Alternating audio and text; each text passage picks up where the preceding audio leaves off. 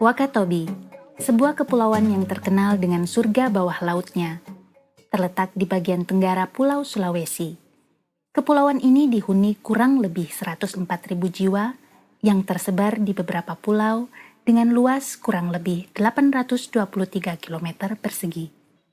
Nama Wakatobi berasal dari singkatan nama-nama pulau besar, yaitu Wangi-Wangi, Kaledupa, Tomia, dan Binongko.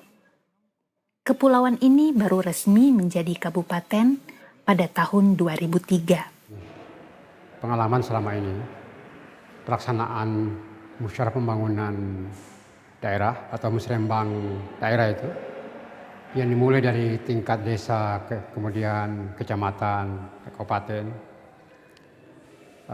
melihat proses itu sepertinya kurang efektif pelaksanaan penjaringan aspirasi masyarakat yang dilakukan selama ini. Oleh karena itu pemerintah daerah, terutama Pemda Wakatobi, mencoba mencari satu metode bagaimana supaya musrembang itu efektif. Ya kan, musrembang itu betul-betul lahir atau berasal dari inisiatif masyarakat, dan itu dasarnya fakta, bukan persepsi, bukan daftar keinginan daripada masyarakat, bukan daftar keinginan daripada pemerintah, tapi betul-betul berdasar pada fakta yang ada. Di tahun 2007, pemerintah Kabupaten Wakatobi melaksanakan pelatihan untuk menghasilkan community fasilitator atau yang dikenal dengan sebutan CF, yang berperan dalam menumbuhkan prakarsa masyarakat sebagai pelaku utama pembangunan yang didasari rasa kepemilikan dan tanggung jawab. Pelatihan inilah permulaan untuk perumusan suatu mekanisme di mana masyarakat dapat berprakarsa dalam pembangunan daerah. Maka diperkenalkanlah 5 seri pelatihan fasilitator masyarakat, yaitu membangun kemitraan, analisis isu berbasis masyarakat, perumusan rencana aksi, implementasi dan monitoring, evaluasi dan umpan balik. Dengan modal itulah, para community fasilitator datang ke masyarakat, mulai dari identifikasi isu dan masalah desa yang utama, memfasilitasi masyarakat untuk berinisiatif dengan sumber daya mereka, hingga mengajukan usulan pada musrenbang kabupaten. Dari pelatihan CF ini melahirkan 6 orang CF yang melakukan proses fasilitasi di 6 desa. Salah satunya adalah Sunarwan, CF di Desa Longa. Pada tahun 2008, setelah mengikuti pelatihan, jadi apa yang saya lakukan pertama kalinya adalah melakukan pertemanan-pertemanan di Desa Longa.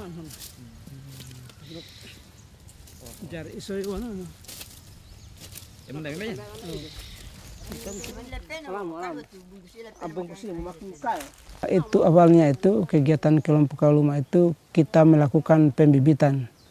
Nah, setelah itu ada bibit kita, lalu kita menanami. Ada lahannya anggota kelompok itu sekitar 10 hektar. Mereka mengalokasikan di situ itu untuk tempat penanaman kelompok Kaluma ini. Jadi mereka itu mengumpul dari bibit-bibit lokal yang ada di masyarakat, yaitu Bintangor. Kemudian berjalan sekitar 1 tahun. Bintangor itu sudah mulai ditanam oleh kelompok Kaluma. Sisanya itu kami bermohon di kehutanan. Maka itu pada saat itu kami dibantu Sunarwan sebagai CF di sini. Setelah itu bermohon untuk dibantu oleh pemerintah. Pada saat itu ada bantuan 400 pohon bibit jati dibantu oleh Dinas Kehutanan. Karena itulah di 6 desa tersebut, inisiatif masyarakat dan program pemerintah daerah telah dipertemukan melalui musrenbang kabupaten. Berdasarkan hasil kegiatan masyarakat dengan sumber daya sendiri dan dukungan dari pemerintah di 6 desa yang difasilitasi oleh 6 orang CF, maka di akhir tahun 2009, pemerintah Kabupaten Wakatobi merencanakan menyebarluaskan lokasinya dari 6 desa ke semua desa. Maka diselenggarakanlah penambahan CF melalui on the job training atau OJT, di mana 6 orang CF menjadi narasumber dalam OJT tersebut. OJT sebetulnya ini materinya sama 5 siklus, tapi untuk kebutuhan fasilitasi masyarakat itu lebih banyak praktek. Kemudian di sisi lain yang jadi fasilitator training di OJT itu adalah alumni training yang kami sudah latih di angkatan pertama itu. Pengalaman saya melakukan fasilitasi di desa lain, seperti di Desa Longa, maka saya bukan orang lokal yang tiap saat meninggalkan desa tersebut. Kalau mereka ini bisa pada saat kapanpun dengan mudah bisa melakukan kegiatan pendampingan masyarakat dan bisa lebih mudah karena mereka adalah orang-orang lokal.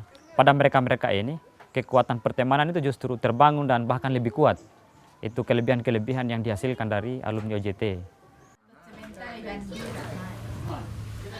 Pada akhir November 2009, selain dari menambahkan CF melalui OJT, pemerintah Wakatobi mengembangkan kerangka mekanisme kolaborasi dalam pembangunan daerah berbasis prakarsa komunitas lokal berdasarkan pengalaman di 6 desa. Dari CF, fasilitasi terutama ketika dia melakukan rencana aksi.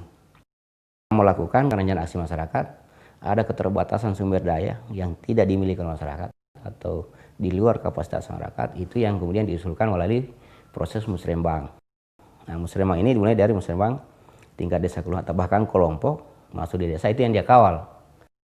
Jadi pelibatan fasilitator ini yang kita sudah latih tidak hanya pada di tingkat musrembang desa kelurahan kecamatan, tapi kita libatkan bahkan dia menjadi fasilitator di musrembang kabupaten. Dan ini bedanya dengan musrembang di kabupaten lain. Di Wakatobi ini memang betul-betul usulan masyarakat itu berdasarkan fakta yang ada.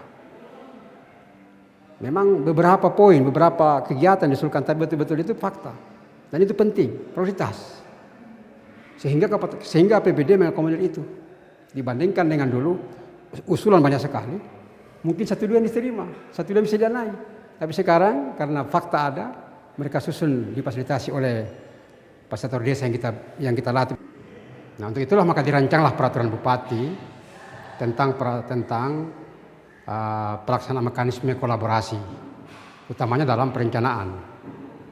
Ya, sebagai satu payung hukum yang kita akan gunakan dalam pelaksanaan musrembang khususnya Kabupaten Wakatobi.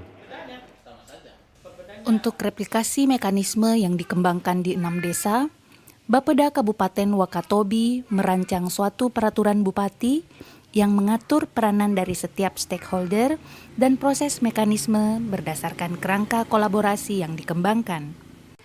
Rancangan peraturan ini mengalami beberapa kali revisi oleh Bapeda berdasarkan hasil uji coba, diskusi-diskusi, dan lokakarya antara CF, masyarakat di 6 desa, dan SKPD.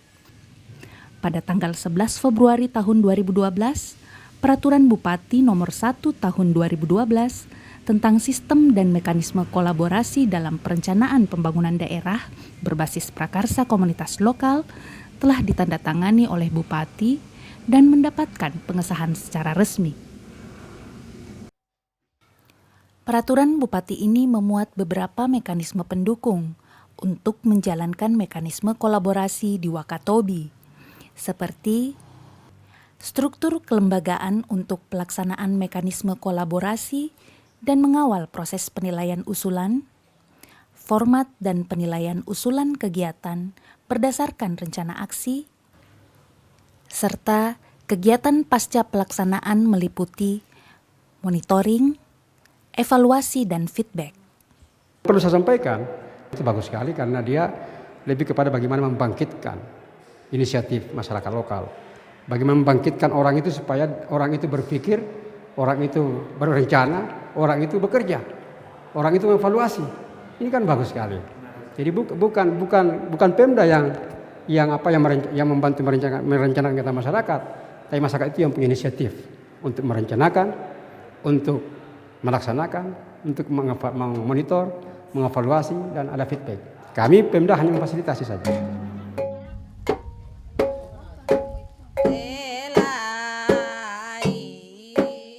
Itulah satu bukti sebuah komitmen. Melalui perencanaan, pelaksanaan, monitoring, dan evaluasi yang berbasis kolaborasi multipihak, maka diharapkan inisiatif masyarakat akan dapat tumbuh terus-menerus.